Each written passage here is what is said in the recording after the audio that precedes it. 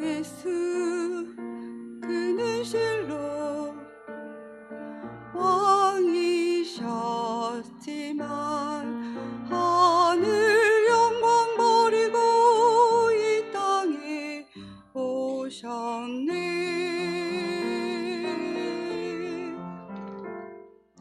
절망과 고통에 죽어가는 자들을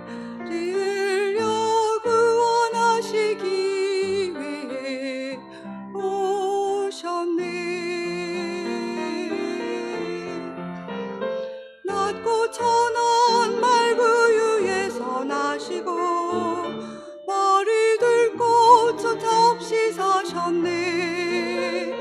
오직 하나님의 뜻 이루기 위해 십자가 길 걸으셨네. 골고다에서 흘리신 피 언약된 승리였고 우리에게 주신 구속의 은혜 완전한 자유 주셨네. 만왕의 왕 예수 영화의 왕 예수 예수 그분은 하나님 아들 값없이 베푸시는 가장 값진 은혜 낮고 천하게 오셨으나 존귀한 왕이셨네. 골고다에서 흘리신 피 언약된 승리였고 우리에게 주신 구속의 은혜 완전한 자유 주셨네. 만왕의 왕 예수 영화의 왕 예수 예수 그분은 하나님 아들 하나님 아들 예수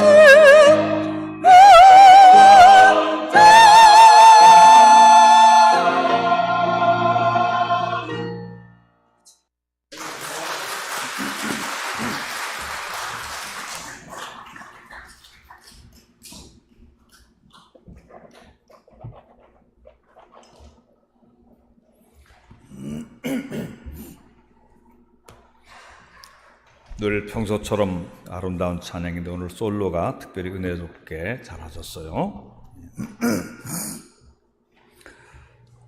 가을이 성큼 다가왔습니다.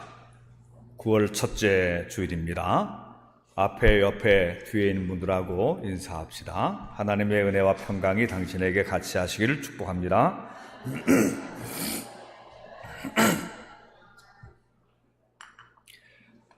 제가 지난 8월 말에 속초에 다녀올 일이 있었는데 가는 길 오는 길에 벌써 벼가 누렇게 익어가더라고요. 벼가 피었다고 그러는데 고개 숙이고 누런. 그래서 언뜻 그 뉴스에 들으니까 이미 벌써 벼를 추수한 곳도 있다고 그래요. 조생종 벼들은 일찍 추수하는데 이제 한 보름 후면은 추수가 본격적으로 시작될 것 같은 그런 그 모습이었습니다. 올해는 강풍과 태풍이 많이 불어서 사과 같은 과일이 일찍 떨어진 게 많다고 그래요. 그래도 속초에 머물 때에 우리 그 감리사했던 목사님 한 분이 사과를 2개를 줘서 먹어봤는데 참 맛있어요. 많이 떨어졌어도 그래도 또 사과도 많이 열릴 것이고 많이 수확할 것이고 또 배나 감도 또 많이 나올 줄로 기대합니다. 산에도 가을빛이 살짝 든 것을 느끼게 돼요. 본격적인 단풍이 들기는 전이지만 여름에는 산기슭이 산 전체가 아주 짙은 푸른색, 녹색으로 우거져 있었는데 지금은 살짝 노란 물감을 살짝 뿌린 듯이 약간 가을 기운, 가을 그 색깔이 감도는 것을 느끼게 됩니다. 입추가 지나고 8월 말로 접어든 때부터는 그제는 이제 9월로 접어들었으니까 햇빛이 어떤 그 빛의 느낌이 있어요. 이게 여름 햇빛이 아니고 가을 햇빛이구나. 가을에 추수하는 들판을 생각하면서 오늘 묵상을 이어가려고 합니다. 뿌리지 않으면 나지 않는다, 그런 말이죠. 지금 저렇게 황금 들판을 만들며 고개를 숙이고 익어가는 벼들도 농부들이 이른 봄에 씨 뿌리고 5월쯤에는 논에 물을 넉넉히 댄 다음에 모내기를 하지 않았으면 저렇게 추수를 기다리는 들판이 있을 수 없는 것이죠. 그 논에 벼를 심었으니 벼가 익었고 추수하여 탈곡하면 우리가 먹는 흰쌀알이 나오는 것입니다. 보리 심은 밭에는 보리가 나고 옥수수 심은 밭에는 옥수수가 나는 법입니다. 그게 우리나라 속담 격언에 콩 심은 데 콩 나고 팥 심은 데 팥 난다. 자기 가족이 먹을 상추는 조금 뿌려서 조금 거두는 거예요.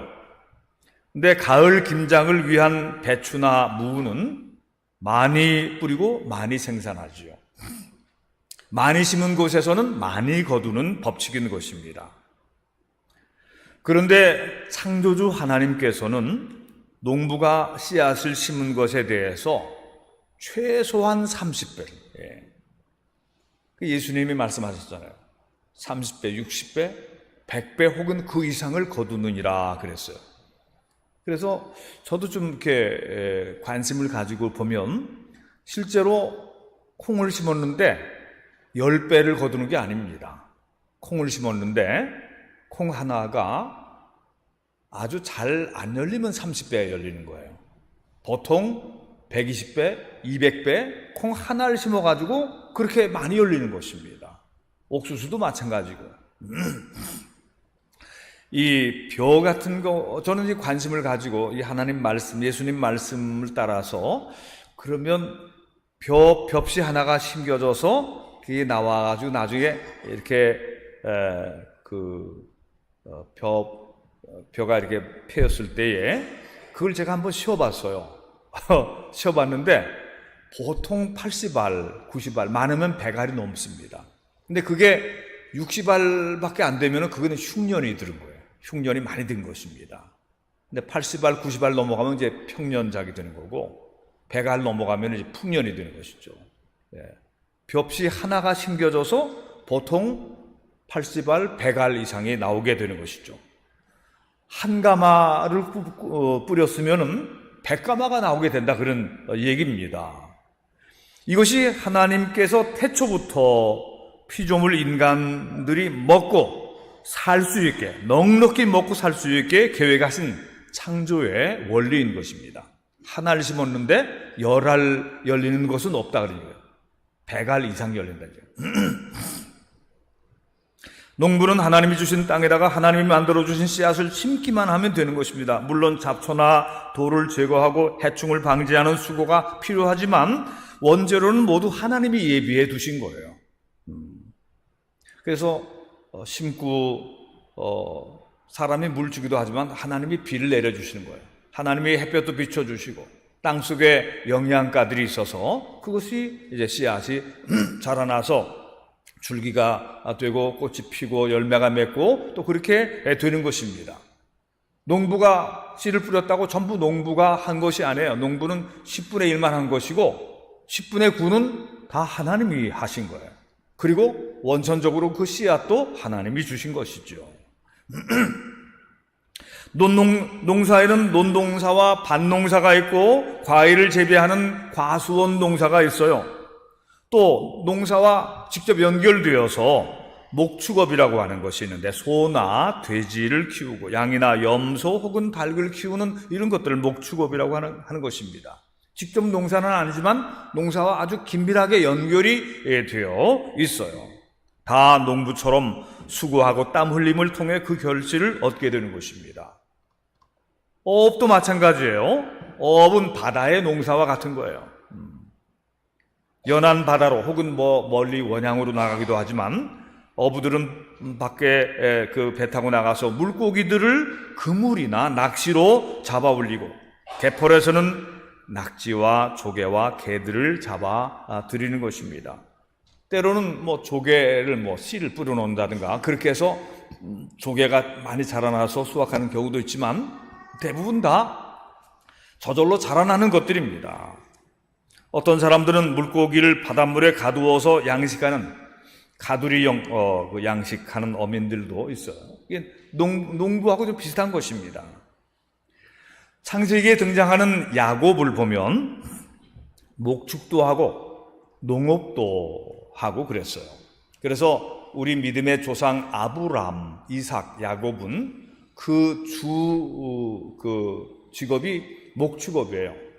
그러나 농사도 지었어요. 그래서 이 사람들을 세미 노매딕, 반유목민이라고 그러는 것입니다. 양이나 염소, 약대 이런 것들을 키우면서 옮겨 다니고 그렇다고 또 포도농사나 밀농사도 또 지어서 작업했던 것이죠.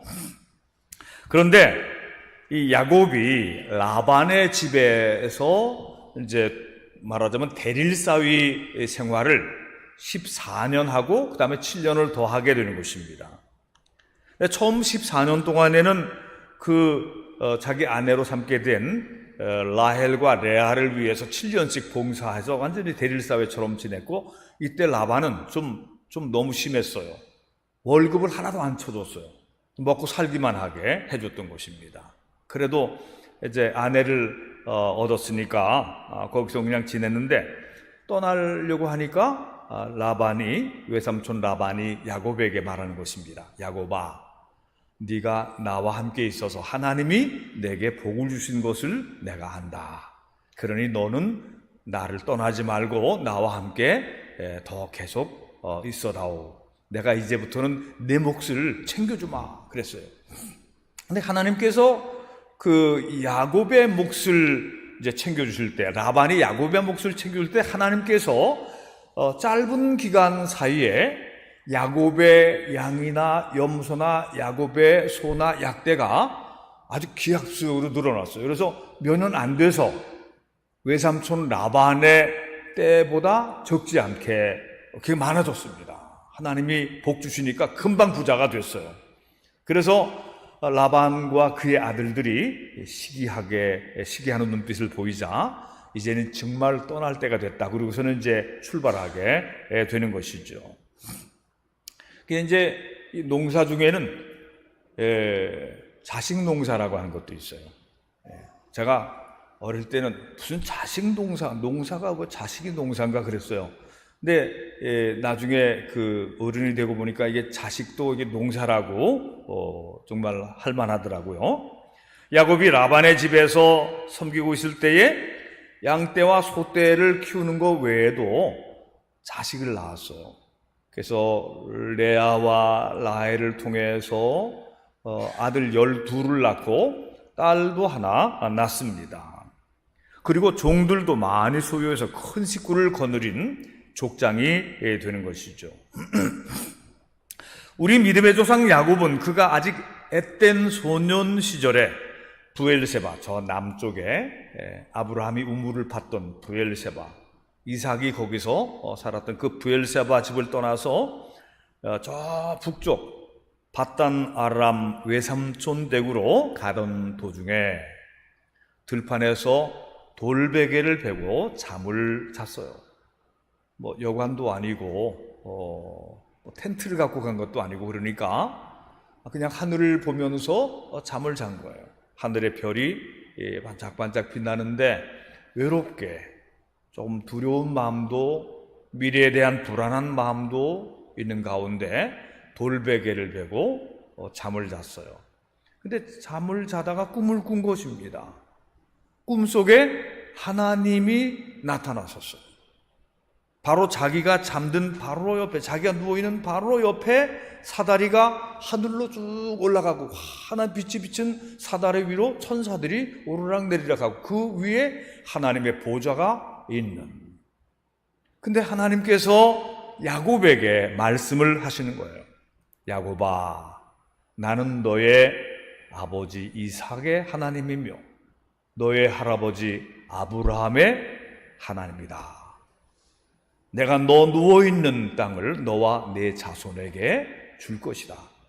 내가 어디로 가든지 내가 너를 지켜줄 것이고 너를 무사히 이곳으로 돌아오게 할 것이다. 내 자손이 하늘의 별과 같이 빛나고 땅의 그 바다의 모래알같이 그렇게 번성하게 될 것이다. 꿈속에서 이런 하나님을 뵙고 말씀을 들은 다음에 야곱은 화들짝 깨었어요. 깨어보니까 꿈이었어요. 그래서 야곱은 거기 자기가 돌베개를 베고 잤던 그 좀 길쭉하고 둥근 돌을 세우고 자기가 그 짐 속에 있던 감람류 기름을 거기다가 부어서 성별하고 그곳 이름을 하나님의 집이라 베델, 베스, 이게 이제 집이라는 뜻이거든요. 엘, 하나님, 베델, 하나님의 집이라, 하나님의 여기 계셨다, 베델이라고 하는 것입니다. 원래는 루스라고 하는 지역이었어요. 그리고 그때 야곱은 자기의 나그네 인생 길을 생각하면서 하나님 앞에 서원하면서 이 약속하면서 인생을 거는 기도를 드리는 것입니다. 하나님, 이제부터 제가 가는 길에 저를 지켜주시고 저를 무사히 이곳으로 돌아오게 해주시기를 원합니다. 이제부터 저는 아버지 집에서, 어머니 집에서 믿던 그런 믿음보다 이제는 하나님만을 믿고 살아가겠습니다. 하나님께서 제게 주시는 소득 중에서 10분의 1을 하나님께 드리겠습니다. 이곳에 돌아오게 될 때에 여기다가 단을 쌓겠습니다. 여러분, 그래서 이 베델은 그 이스라엘 그 12지파의 조상이 된 야곱이 하나님을 만난 곳, 하나님께 기도했고 하나님께 축복받은 그런 야곱의 성소예요. 베델, 유명한 성소입니다. 예루살렘보다 더 오래된 유명한 성소이죠. 결과적으로 보면 야곱은 산전수전을 다 겪은 험한 나그네 인생길을 살았어요. 목축도 잘했고 농사도 지었고 특별히 그는 자식 농사를 잘 지은 사람이 된 것입니다. 아멘. 네. 그 아들들 중에는 애굽의 총리가 된 요셉이 있잖아요. 몇 번째 아들이에요? 11번째 아들이에요. 네. 그리고 그 후손 중에는 다윗 왕과 솔로몬 왕이 나오는 그 유다가 4번째 아들인데 그 유다도 있잖아요. 12아들이 전부 이스라엘의 12지파의 조상들이 된 것입니다. 오늘날은 옛 시대보다 농업의 기술도 과학적으로 바뀌고 농기구들도 발달되어 농부들이 예전보다 훨씬 편리하게 밭 갈고 씨 뿌리고 거두는 데까지 효과적으로 일하지만 그러나 열매를 거두고 수확하기까지 기다리는 시간은 단축시키지 못했어요. 그것도 조금 단축되긴 했지만 봄에 뿌렸으면 가을에 거두는 거예요. 뭐 일찍 비닐하우스 쳐서 좀 일찍 거두는 수는 있어도 다 기다리는 기간이 있는 것입니다. 그것은 하나님이 만드신 법칙이에요. 벼를 심었는데 한 달 만에 거두는 그런 거는 없다, 그런 얘기죠. 이른 봄에 벽시에 뿌려갖고 5월에 모내기 하고 몇 달 지나서 폭풍도 지나고 장마도 지나고 가을바람 지나간 다음에 그 다음에 가을에 추수하게 되는 거예요. 그때까지는 기다리는 것입니다. 그런데 기다리는데 믿음으로 기다리는 거예요. 좋은 수확을 주실 것이다. 좋은 열매를 주실 것이다. 이런 믿음으로 그 기쁨의 때를 위해서 잡초도 뽑아주고 해충도 잡아주고 그러면서 좀 배고프더라도 또 참고 기다리고 이제 그렇게 하는 것이죠. 근데 드디어 추수때가 돌아오면 그때는 축제의 시기입니다. 얼마나 좋은 시기예요. 예. 여러분들 대부분 다 이제 우리 교회 성도들 중에서도 농사 짓는 집안이 있죠. 지금도 친정이나 시댁에 농사 짓는 집안인데 저는 어릴 때에 농사 짓는 집안에서 자란 손자거든요. 좀 많이 봤어요. 내가 직접 일을 하지는 않았지만 늘 봤어요. 근데 가을철 추수기에는 정말 즐거운 축제 기간인 것입니다. 일을 하지만 아주 흥겹게 일을 하고 축제 기간이 지나면 추수 기간이 지나면 추석이 다가오고 그리고 그때는 너무너무 즐거운 더도 말고 덜도 말고 추석만 같아라 그러잖아요. 다 추석. 그리고 그때 사람들은 춤추고 축제가 벌어지는 것입니다. 그때 이 추수하는 농부는 반드시 풍성한 추수를 하게 해주신 조물주 하나님께 감사를 드려야 하는 것이죠. 추석도 조상님께 제사를 드리는 것이 아니라 원래 하늘의 제사를 드리는 제천 행사, 하나님께 감사 예배를 드리는 그런 행사가 조선시대에 와서는 조상제사로 좀 변질됐지만 원래부터 이게 하늘에 올려드리는 감사 예배예요. 우리가 드리는 추수감사절기, Thanksgiving Day, 하늘에 감사하는, 하나님께 감사하는 감사의 축제인 것이죠. 구약 성경의 기록대로 보아도 추수한 이후에 모든 하나님의 백성은 하나님 앞에 추수한 것 중에 10분의 1을 가지고 나오게 되어 있습니다. 추수의 11조는 하나님께 먼저 드리고 그리고 난 다음에 그것이 땅을 분배받지 못한 오로지 하나님의 일만 하도록 구별된 레위 지파와 제사장들의 양식으로 그것이 주어지도록 그렇게 되어 있는 것입니다.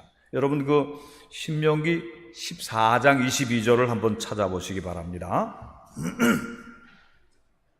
신명기 14장 22절 284쪽입니다. 구약성경 찾으셨으면 22절 다 같이 읽어보세요. 시작. 너는 마땅히 매년 토지 소산의 11조를 드릴 것이며 마땅히 매년 토지 소산의 11조를 드려라 그랬어요. 그 다음에 27절부터 같이 읽어보겠습니다. 27절부터 29절까지 시작. 내 성읍에 거주하는 레위인은 너희 중에 분깃이나 기업이 없는 자이니 또한 저버리지 말지라. 매 3년 끝에 그의 소산의 10분의 1을 다 내어 내 성읍에 저축하여 너희 중에 분깃이나 기업이 없는 레위인과 내 성중에 거류하는 객과 및 고아와 과부들이 와서 먹고 배부르게 하라. 그리하면 내 하나님 여호와께서 내 손으로 하는 범사에 내게 복을 주시리라. 아멘. 세 번째 해 11조는 특별히 사회복지적인 차원, 고아나 과부와 나그네와 가난한 사람들을 위해서 나누도록 또 그런 복지 차원이 여기에 의미가 또 들어있는 것입니다. 오로지 성전 제사와 예배와 율법을 가르치고 하나님의 일을 위해서만 성별된 레위 지파, 이 12자식들 중에서 한 자식이 레위거든요. 그 레위 자손들은 상업이나 농업이나 어업이나 다른 일에 종사하지 말도록 하고 오로지 거룩한 성직에만 봉사하도록 모세 시대부터 하나님께서 구별하여 제정하셨습니다. 그리고 다른 11지파가 드린 11조를 가지고 그걸 가지고 레위인들과 제사장들의 식량으로 쓰도록 그렇게 한 것입니다. 그러니까 우리가 이런 원리를 안다면 내가 뿌리고 내가 농사하고 내가 거뒀는데 모두 다 내 것이지 누가 이것을 내라 말라 하냐 이렇게 생각할 수 없다는 것이죠. 씨도 하나님의 것이고 땅도 하나님의 것이고 건강도 하나님의 것이고 햇빛도 물도 다 하나님이 주신 것이고 농부가 한 것은 조금 한 것이죠. 그리고 많이 하나를 심었는데 100개를 거둔 것이죠. 그러니까 이 모든 것이 하나님의 은혜니까 하나님께서 너희는 그 중에 10분의 1은 나에게로 가져오라. 그리고서 예배와 성전을 위해서 온전히 헌신한 레위 지파와 또 그리고 그 사회 속에서 가난하고 병들고 약하고 나그네 된 사람들, 이런 사람들을 위한 몫을 또 배려하라고 가르치고 계시는 것입니다. 이게 구약 성경의 율법이에요. 율법이 있기 전에 아브라함과 야곱은 이미 11조를 드렸지만 율법이 제정된 이후에는 이스라엘 하나님의 백성들은 다 그렇게 하도록 되어 있는 것입니다.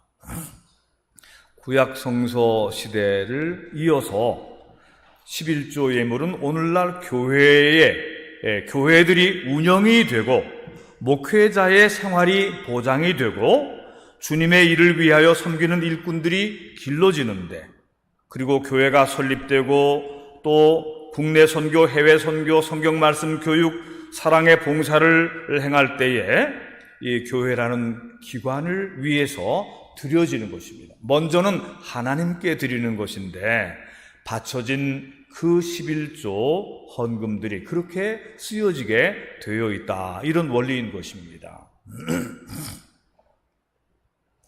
그래서 하나님은 당신의 아들 예수 그리스도의 죽으심과 부활을 믿는 자들에게 큰 은총의 길을 열어주셨어요. 교회는 하나님과 만나는 장소이고 예배가 드려지는 곳이고 하나님의 거룩한 말씀이 선포되는 곳이기도 합니다. 하나님은 당신의 계획과 의로운 사역들을 세상 밖에서도, 이 교회 밖에서도 하시지만 교회라고 하는 곳이 중심을 잡아주고 있어서 주의 종들과 신앙의 사람들을 통해서 역사하시는 거예요. 여러분, 일반 매스컴에서는 교회의 역할을 아주 작게만 보도합니다. 뭐 세상에 보도할 것이 하도 많으니까 그렇겠죠. 근데 사실은 알고 보면 선한 일, 의로운 일, 좋은 일 한 사람들이 교회 목사님을 비롯해서 교회에 다니는 장로님들, 교회 다니는 성도들, 신실한 크리스찬들이 교회에서 배운 말씀과 성경 말씀과 신앙과 그 아름다운 신앙의 전통에 따라간 그것에 따라서 이 어두운 세상에 빛이 되고 소금이 된 그런 역사가 너무나 많은 것입니다. 그것은 다 말로 할 수가 없는 것이죠. 요새 하도 인권 그래서 제가 이제 앞에 이제 어떤 행사나 할 때 제가 맨 앞에서 말할 때가 많이 있어요. 그래서 제가 이런 얘기를 했습니다. 인권 얘기는 성경에서 나온 거다. 그래서 출애굽기에서부터 나온 거고 남녀가 행복하게 살아가도록 하나님이 창조하신 것이다. 출애굽에서 노예가 된 백성들을 하나님이 이끌어내셔서 자유민이 되게 해주신 것이다.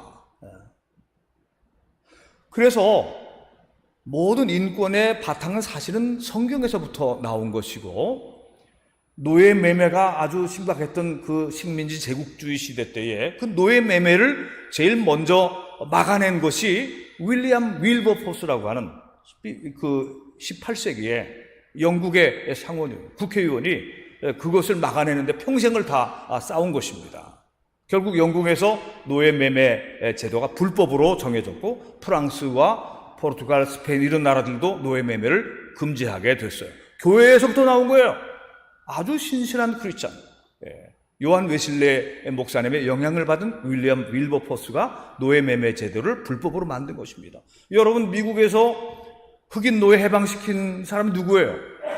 결국은 에이브라함 링컨으로 가는 거예요. 성경의 사람, 믿음의 사람, 기도하는 대통령이 그것을 노예 해방에 제일 앞장섰던 그런 사람이에요.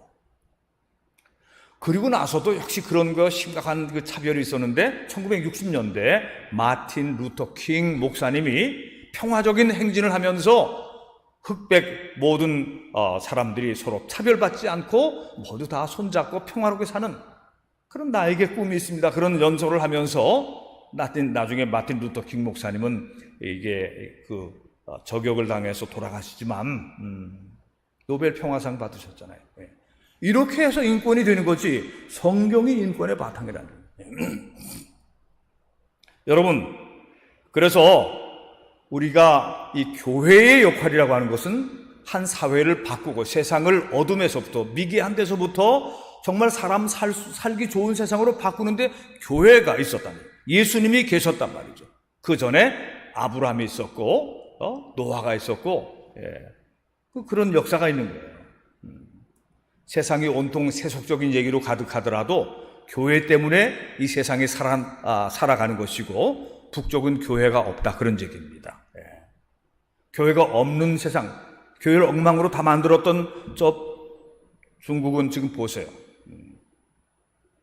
오늘날 한국에는 교회가 있고 여러분들이 예배를 지키고 신앙생활을 하기 때문에 한국이 세계에서 주목받는 나라가 되는데 중심에 교회가 있다. 신앙이 있다. 하나님의 축복이 있다. 이것을 믿으시기 바랍니다. 씨 뿌리고 추수하는 법칙은 영적인 면에도 똑같이 이루어져요. 여러분 갈라디아서 6장 6절을 한번 펴보시기 바랍니다. 신약성경 갈라디아서 6장 6절부터 10절까지를 한 절씩 교독합니다. 제가 6절을 읽겠어요. 갈라디아서 6장이 어딨냐면은 309쪽 신약성경. 가르침을 받는 자는 말씀을 가르치는 자와 모든 좋은 것을 함께 하라.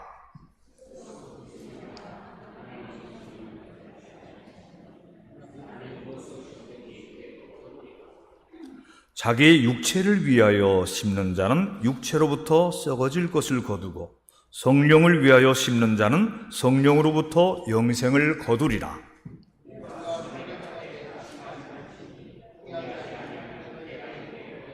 다 같이 그러므로 우리는 기회 있는 대로 모든 이에게 착한 일을 하되 더욱 믿음의 가정들에게 할지니라. 아멘. 육체를 위하여 심는 자는 썩어질 것을 거둔다. 허무밖에는 거둘 게 없다는 얘기죠. 그러나 성령의 뜻을 따라서 심는 자는 여러분들이 지금 듣는 말씀에 따라서 하나님의 말씀에 따라서 순종하고 하나님의 말씀에 따라서 시간도 물질도 땀도 흘리면서 살아가는 그런 사람들, 하나님의 말씀대로 사는 사람들은 영생을 거두리라. 선을 행하되 낙심하지 말지니 끝까지 포기하지 아니하면 때가 이름에 좋은 것을 거둘 것이다 그랬어요. 여러분 낙심하지 마시기 바랍니다. 내가 뭐 믿음으로 살아봤자 좋은 게 뭐가 있냐? 그렇게 하는 게 아니다는 얘기죠. 농부가 인내하고 꾹 참고 기다려서 마침내 좋은 추수 때를 결실의 때를 맞이하는 것처럼 끝까지 인내하라는 거예요. 선을 행하다가 낙심하지 말지니. 여러분 그 사이에 그래도 착하게 살려고 꽤 노력하셨잖아요. 그러나 도중에 그걸 중단하면 안 된다 그런 얘기예요. 내가 옛날에 좀 그렇게 살아봤는데 이렇게 하면 안 된다는 얘기죠. 내가 부족한 게 많으니까 하나님 제가 더 선하고 착하게 살도록 노력하겠습니다. 주님 도와주세요. 주여 제가 피곤하고 지치고 자주 상처받으니까 저를 도와주세요. 야고비도 사실은 그렇게 기도한 거 아니에요? 하나님 제가 지금 앞으로 어떻게 될지 모르겠는데 하나님 저와 함께 계셔 주시고 제게 먹을 걸 주시고 굶지 않게 해주시고 무사히 돌아오게 해주시면 오직 하나님만 믿고 살겠습니다. 여러분들도 그런 기도가 필요한 거예요. 하나님 저 하나님께 매달리겠습니다. 하나님께 걸겠으니까 하나님도 저를 지켜주세요. 제가 온전한 11조를 드리겠습니다. 여러분이 온전한 11조라는 말이 참 좋은 건데 온전한 11조 안 하는 사람이 많아요. 보면 온전한 11조를 하면 하나님께 다 맡겨드리는 것입니다. 하나님께 책임을 맡겨드리는 거예요. 자기가 알아서 조금 할 때는 11조 하고 큰 거는 11조 안 하고 대충 넘어가면 그러고서 어떻게 하나님께 다 제 인생 책임져 주십시오 그렇게 말할 수 있겠습니까? 하나님께 인생을 맡겼더니 산전수전 우여곡절이 많아도 야곱은 위대한 야곱이 된 거예요. 이스라엘이라는 이름이 거기서 나온 거예요. 이스라엘. 오늘도 세상에서 가장 강력한 나라가 이스라엘입니다. 그러니까 미국을 움직인다고 해서 이스라엘이 아니라 사실 우리는 오늘 교회가 새 이스라엘이에요. 새 이스라엘. 신학적으로 교회는 옛 이스라엘이 아니라 새 이스라엘이라고 이렇게 말하는 것입니다. 오늘날 교회들. 이스라엘. 우리가 이스라엘입니다. 우리가 아브라함의 자손이고 우리가 이스라엘 백성이에요. 영적인 이스라엘 백성이라 그런 얘기죠. 오늘 말씀을 이제 마칩니다. 제가 질문을 할 테니까 여러분들 곰곰이 속으로 생각해 보십시오. 사랑하는 성도 여러분들은 인생의 농사를 잘 지으셨습니까? 선한 일을 많이 했습니까? 성령의 뜻에 따라서 시간과 물질을 썼습니까? 여러분의 수고와 봉사에 대해서 정말 고마워하는 사람들이 있습니까? 몇 명이나 있습니까? 여러분들은 하나님께서 주신 건강과 재능을 활용해서 일하고 월급을 받습니다. 여러분들은 지금 직접 농사 짓는 분은 거의 없어요. 그러나 일한 대로 월급을 받고 소득을 올리는데 그런 일들에 대해서 다 하나님의 덕분입니다 하고 감사를 하고 있습니까? 아브라함과 야곱은 율법이 제정되기 전부터 하나님께 10분의 1을 드렸어요. 여러분들도 11조를 드리지요. 우리 교회 성도들은 거의 90% 이상 11조를 다 드리고 있어요. 그런데 그건 하나님만 아시지요. 작은 건 드리고 큰 거는 안 드리고 띄엄띄엄 드리고 어떤 건 빼먹고 하나님은 아실 거예요. 저는 잘 몰라요. 그러나 하나님이 다 아실 겁니다. 그래서 야곱의 생애를 아주 찬란하게 만들어 주셨던 그런 하나님께서 여러분들의 인생도 하나님께서 아주 존귀하게 그렇게 만들어 주실 것이라 그런 말씀입니다. 하나님께 감사하며 살면 자식 농사도 잘 짓게 되는 거예요. 이것을 믿으시기 바랍니다. 여러분들이 신실하게 하나님께 충성하고 하나님을 기쁘시게 해드리며 인내하고 참고 그리고 좋은 날을 기다리면서 덕을 세우며 살면 그러면 하나님께서 자식이 잘 되게 해주시는 거예요. 이것은 아주 너무 명확한 진리인 것입니다. 그런데 수시로 불평하고 사람을 막 대하고 무정하게 대한 사람들은 자신들에게도 그게 돌아오게 되어 있어요. 그리고 그것이 자식들에게 또 가게 되어 있는 것입니다. 그런 사람들의 자식들에게는 은혜의 물줄기가 말라버려요. 자식들에게 내려가는 물줄기가 끊어져 버려요. 은혜의 물줄기가 끊어져 버립니다. 그러니까 자식들의 생활이 팍팍해지는 거예요. 부모의 덕을 못 본 겁니다. 유산이 덕이 될 수 있지만, 득이 될 수 있지만, 그런 거 한 번 다 날아가 버릴 수도 있고, 여러분들이 기도하고 선행을 행하고 하나님께 드린 충성과 헌신, 또 어떤 사람들에 대한 감동적인 사랑, 용서, 이런 것들이 이게 은혜의 물줄기가 트여서 흘러가게 만드는 거예요. 여러분들은 그런 것이 있다고 하는 사실을 알아야 될 것입니다. 축복의 조상 아브라함처럼 또 온유한 마음으로, 여러분 좀 중요한 거예요.